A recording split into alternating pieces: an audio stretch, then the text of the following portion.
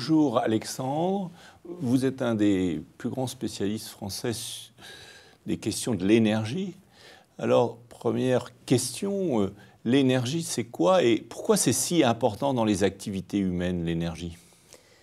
Ah bien, l'énergie intervient dans toutes les activités, ce qui fait que quand on s'intéresse à l'énergie, on est obligé de considérer tous les secteurs d'activité, parce que l'énergie, elle nous sert à nous déplacer, que ce soit en voiture, en avion, elle nous sert à nous chauffer, c'est l'énergie qui fait aussi fonctionner les ordinateurs, qui a permis de réaliser toute la révolution industrielle d'abord et numérique actuellement. Sans énergie, toute cette activité s'arrêterait. Il suffit d'imaginer une ville sans énergie, il n'y a plus de signaux lumineux, plus de communication, donc ça devient vraiment le chaos.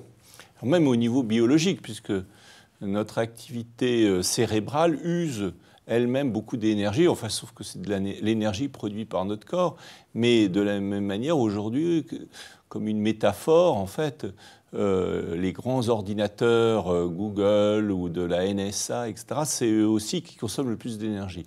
Donc l'énergie est omniprésente, plus on s'organise, plus on consomme d'énergie pour s'organiser, et en même temps on arrive aux limites de la planète aujourd'hui. Alors, dans un contexte de COP21, dans un contexte où l'humanité se pose pour la première fois la question de son futur, et au cœur de cette question de son futur, il y a la question de l'énergie. Comment vous voyez les choses ? Bon, mais la question est d'abord essentielle puisqu'il y a un problème de ressources. Allons-nous disposer de suffisamment de ressources pour faire fonctionner notre économie?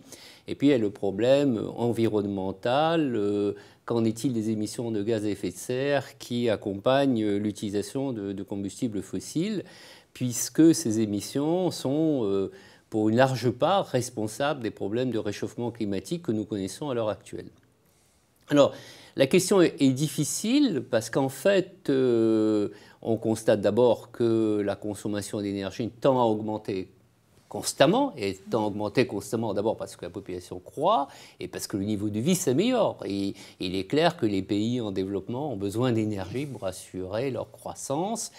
Et donc, la demande en énergie augmente. Et puis, en même temps, cette énergie est encore actuellement et sans doute pour un certain nombre d'années est majoritairement assurée par des combustibles fossiles. À l'heure actuelle, un peu plus de 80% de l'énergie primaire est assurée par des combustibles fossiles. Alors, ces combustibles fossiles étant les responsables des émissions de CO2, donc le principal gaz à effet de serre, on se rend bien compte que ça pose un problème. Et puis, donc on voit que parmi les combustibles fossiles, le charbon, qui est le plus polluant d'entre eux, est encore largement utilisé, même connaît actuellement un regain de faveur. Alors comment on réduit, comment on résout cette équation ? Réduire massivement l'émission de gaz à effet de serre et en même temps augmenter massivement nos possibilités énergétiques. Parce qu'on croit, quand vous dites on augmente notre consommation constamment, c'est de l'ordre de combien en fait ? Actuellement au niveau planétaire, c'est de l'ordre de 10%, 5%? Ben, disons qu'on peut considérer qu'à l'horizon 2050, on risque d'avoir une consommation d'énergie qui sera multipliée par 2, voilà. Alors qu'en fait, on voudrait arriver à diviser par 2 les émissions de gaz à effet de serre. Donc on voit que l'évolution de la consommation d'énergie va exactement en sens inverse de l'évolution qu'on voudrait pour les émissions de gaz à effet de serre. Donc on voit bien le problème. Alors quelles sont les solutions ? Donc, eh bien, c'est pas très simple parce que à terme, on va peut-être arriver à assurer une transition complète vers de nouvelles sources d'énergie. Le photovoltaïque va peut-être se développer à grande échelle.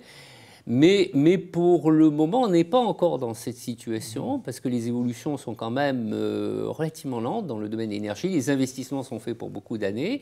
Donc, on est dans une période de transition pendant laquelle il faut multiplier les solutions. Il faut faire feu de tout bois, si on peut dire. Il faut arriver à réduire la consommation d'énergie, en même temps trouver de nouvelles sources d'énergie, capter le CO2. Capter le CO2, recycler. Donc c'est tout un ensemble de solutions qu'il faut mettre en œuvre. Je crois qu'il faut le faire avec beaucoup de pragmatisme et il n'y a pas de solution miracle pour résoudre le problème. Sur cette question, il y a un rapport qui a fait beaucoup parler de lui, Nicolas Stern, le rapport Nicolas Stern. Qu'est-ce que vous en pensez ? Oui, mais effectivement, ce qu'a montré Nicolas Stern, c'est que plus on tarde à prendre les mesures qui permettraient d'éviter le réchauffement climatique, plus cela va coûter cher. Et on comprend bien, plus on se rapproche du maximum de la teneur en gaz à effet de serre que l'on peut tolérer dans l'atmosphère, plus il va être difficile de revenir à des niveaux acceptables par la suite.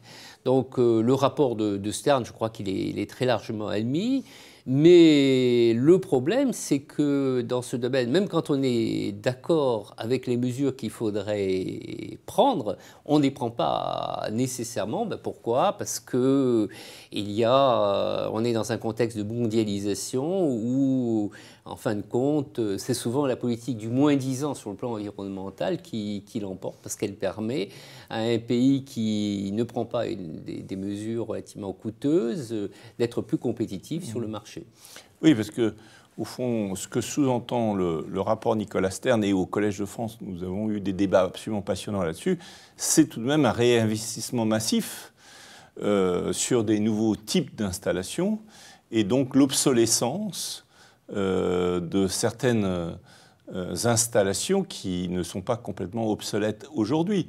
Donc en fait, c'est faire un pari sur le futur, faire un pari sur les investissements, plutôt que de rentabiliser purement et simplement des installations qui existent depuis déjà longtemps. Le nucléaire est typiquement un bon exemple en France. C'est certain que démanteler le nucléaire et construire des nouvelles centrales solaires, par exemple, coûte beaucoup plus cher que tout simplement continuer à utiliser nos centrales nucléaires.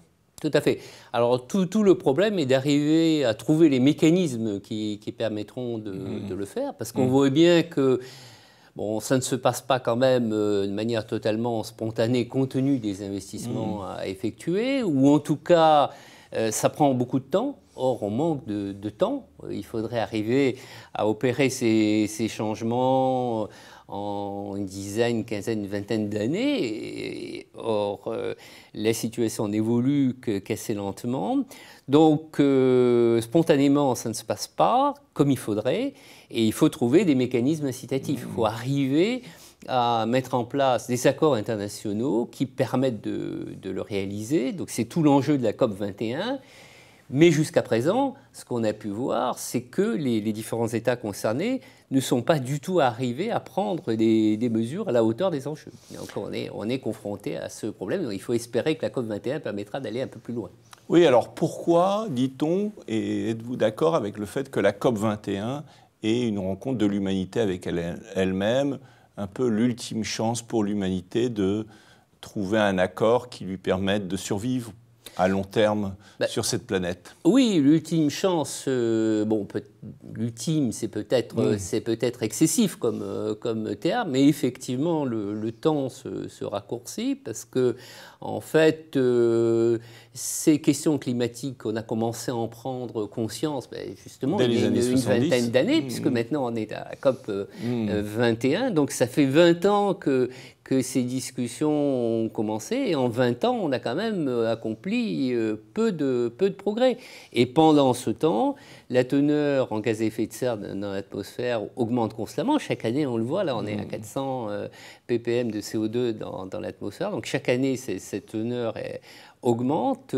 Jusqu'à présent, les émissions de gaz à effet de serre ont continué à augmenter. On n'a pas observé de réel ralentissement. Le principal ralentissement qu'on a pu constater était lié à la crise économique. Quand il y a une crise économique, bon, évidemment, on consomme moins d'énergie. Ça peut se traduire par une réduction de la croissance des émissions, mais ces émissions sont toujours restées croissantes.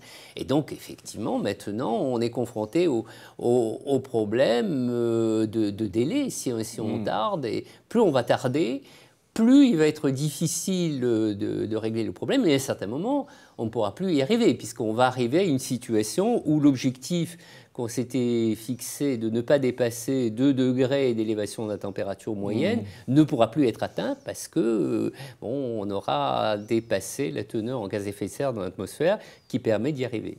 Merci beaucoup Alexandre Roger, et à très bientôt sur des autres thématiques. Merci.